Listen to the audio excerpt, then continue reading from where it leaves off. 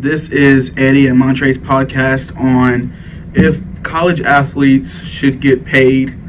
Again, my name is Eddie Glenn, and that's Montre Cash. Basically, what I feel on it is that I'll just make my first statement. I think players should get paid. What do you think? I also agree players should get paid to play college sports. We will go deeper into depth later about why we think this, but the big thing is I do think college athletes should be paid. Right, and I think when I say college athletes, I think personally, on my end, I'm talking about D1 athletes on a full ride scholarship. Absolutely, I agree the same way. It's harder for the Division threes and also Division twos to get paid. Sometimes it'd be hard for the low major D1s to get paid unless your name is on the lines of Ja Morant, who has been a breakout star this year and bringing a lot of revenue to Murray State, who's not really relevant in most cases, most years. But this year they are because of him. He's always getting them on TV this year. I know they got put on ESPN a couple of times because of him. But other than that, I definitely believe D1 full ride scholarships should get paid. Right, and then what I want to do is I just kind of want to explain for maybe the people that don't understand, if you're a Division I athlete and you're on a full ride scholarship, you then forfeit your abilities to be able to make any type of other money. So you have no ways of income. You can't go to McDonald's and get a job. You can't sign a t-shirt and sell it for $10. You can't even, coach can't buy you a hamburger. So the reason I believe players should get paid in that situation is because what if a player has a car note or car insurance, or what if they just want food in their refrigerator? You're going to tell a kid that, hey, we're going to give you $40,000 a year that you have to use towards your education, but nothing else. Absolutely. I agree with the same way with that. The big thing, probably like the car insurance or the food in your refrigerator, just piggyback on that. If especially with kids these days, a lot of them have success stories where they came up from nothing. So their parents won't be able to just give them the money for it. Their parents are grateful that they are on the full ride scholarship, but also they want the best for their kids, and they know they can't get the best for their kids. So it does suck not being able to have or make any money and nobody be able to give you anything. And sometimes that's why teams go under the table with it, and they end up getting in trouble for it. But sometimes it is just the best decision to make at the time, and just because they want the best for their students. Right, and what Montre is talking about is sometimes teams will give players money, sometimes large lump sums of money, like $100,000 upon their arrival to the school.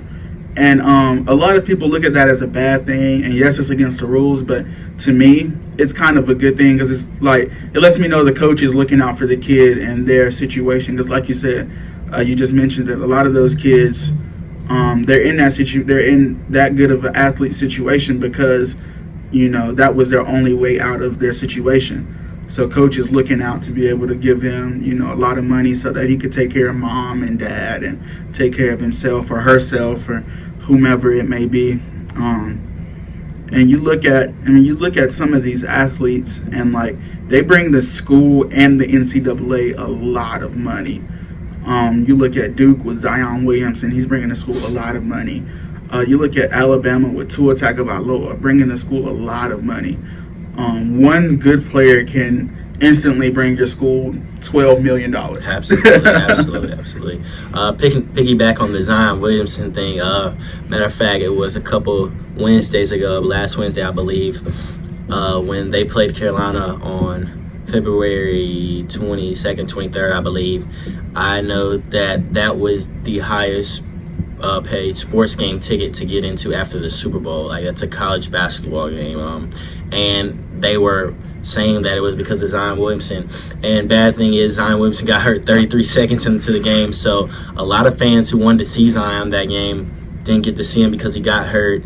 And this is why some of the major sports shows in the world think that Zion, and some of the athletes think that Zion should sit out the rest of the season because he has the chance of getting injured and he just wants to play basketball in the league. So they think college is not the best option for him, especially if he's not getting paid to do so. Especially if you're not getting paid. And like you said, those tickets were Super Bowl price tickets for a regular season college basketball game.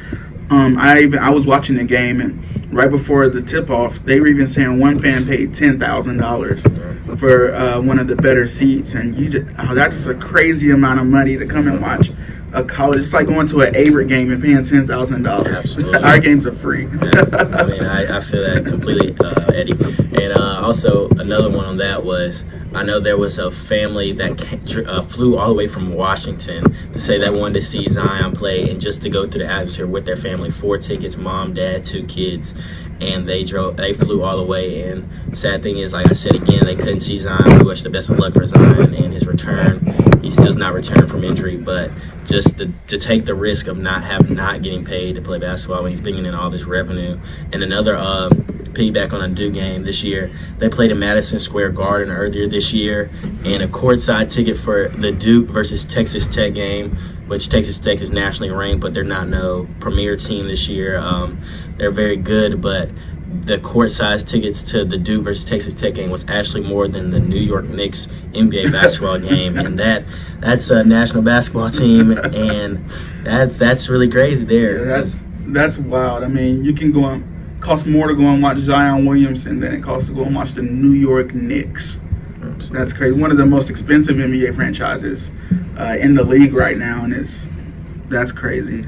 So yeah, I definitely think going back to our first statements, I can see why people would say college athletes shouldn't get paid because they're getting a free education.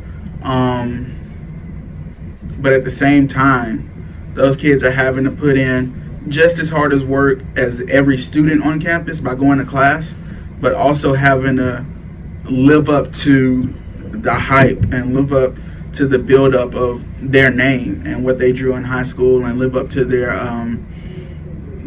full ride scholarship that they garnered from the coach. And that can be a lot to do. And then especially for one and done athletes, they're trying to do classwork, college work, and then trying to show themselves off for NBA teams at the same time. It's a lot of pressure for an 18, 19-year-old kid. Absolutely, and I agree completely with that. And I know it's hard, and I know, like Eddie said, that why people think that they shouldn't get paid, and then it comes into play with Division III or Division II athletes, or even low major D1s that we said earlier that wouldn't get paid as much or wouldn't get paid at all, and how that would be a problem. But just understanding the fact of what those Division I athletes like Zion and Tua do for their programs, like not only their programs, but actually, like you said, the NCAA itself just completely blows out what a Division III athlete would do for a school or Division II.